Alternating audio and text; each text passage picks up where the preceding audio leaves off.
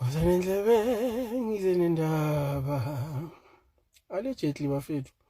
I've noticed ukuthi kunabafethu especially bakaGreen nabangalendlovini abafuna ukuzama ukuconfuse abantu la kuma social media especially la ku TikTok, and I know ukuthi nawo bona ama video abo sometimes we end up being confused because sometimes nathi we are not doing much. Thina senisijwayele la ku TikTok ukuthi sinitshela izinto, sometimes sikhuluma nje ezinye izinto but izinto okuyizona ezibalekile sigcina singazange size sizidlulise kini. Ngifuna nje ukuthi nginimise la ekutheni abantu when they come nalama video abo bezonitshela ukuthi bayajabulela iGNU because now siyenza ukuthi eKZN nizothola ifinance, nizothola ini from iDA, kuzoba khona no Kokcha nani from iDA. Bafethu, the struggle was never about service delivery. Nyazi abantu bama 90s, they don't understand what was the struggle about, or they know but they are not concerned. So Tina, we were there. Kwakuno PW Porter siyazi there was service delivery emakasi nasesingamleni bese kuba seJuzi boma Pretoria, zonke le ndawo zazi clean siyazi. Kwakune service delivery kuGrand, kumnandi, kusharp, yabo.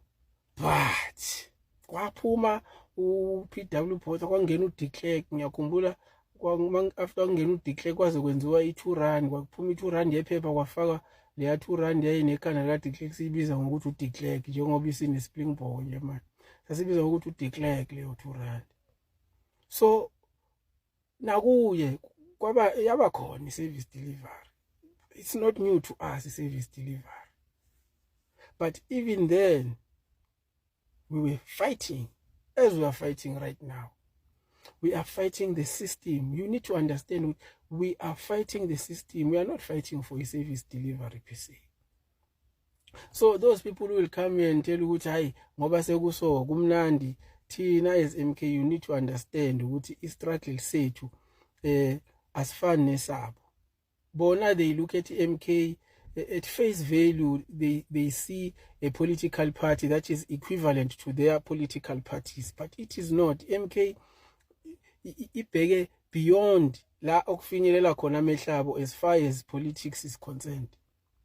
So don't be fooled by them on TikTok bezontshela ngobuhle beGNU nani ezinto abanitshela zona.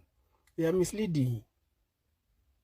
Nina as MK niku-struggle somuntu omnyama. Thina we understand these things. Come on guys, uyabona ibhlungu uma uzongena ku Twitter njengamanje uzothola ukuthi impikiswano is all about racism.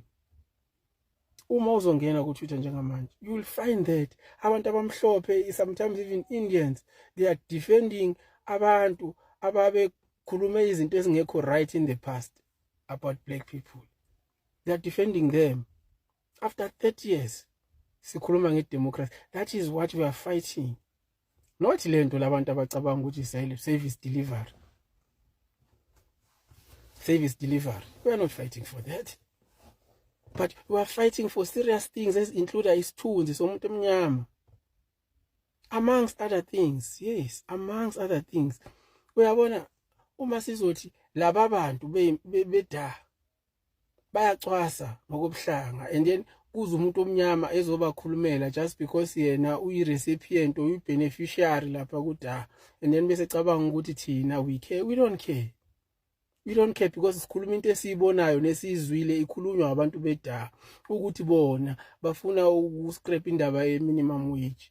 If ukuthi njengamanje uhola 3.5, possibly mase kuyibo uhola 1.8, ubani ohola 1. Khona umuntu ohola 1.8 akekho. Bazokutshela ngeNSFAS ukuthi they prefer loans ko Capitec than NSFAS because iNSFAS iyabheda. Ubani ama beneficiaries eNSFAS? Angithi yini bantu abamnyama? So nifuna beze benitshele balibeke ngembaba ukuthi hayi asinithandi saninyanya, then can you understand? They won't say that. Bayazi umthetho ukuthi awubavumeli, but baza ngama tricks ukuthi hayi bazonibamba la banibambe la sekukuwe njengomuntu omnyama to analyze that. But nina nifuna ukuthi let's understand ukuthi lento ye-GNU is perfect kangakanani. We'll never understand that because ipolitiki yethu nepolitiki yenu ayifani. So MK amahle ngizonitshela ke ukuthi ningavumi ukulalela labantu abazonixhaphaza njengoba ngikhuluma lezi zinto engizikhulumayo nje ngenza umzekelo ngazo. There's a lot.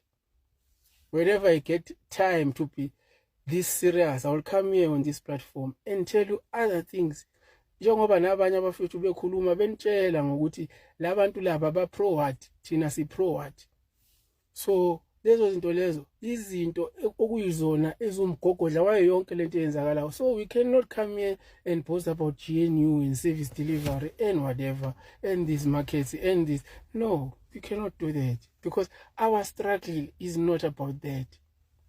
Hayi MK ayikho serious, abanithandi labantu badlala ngamavoteni, why bengayanga.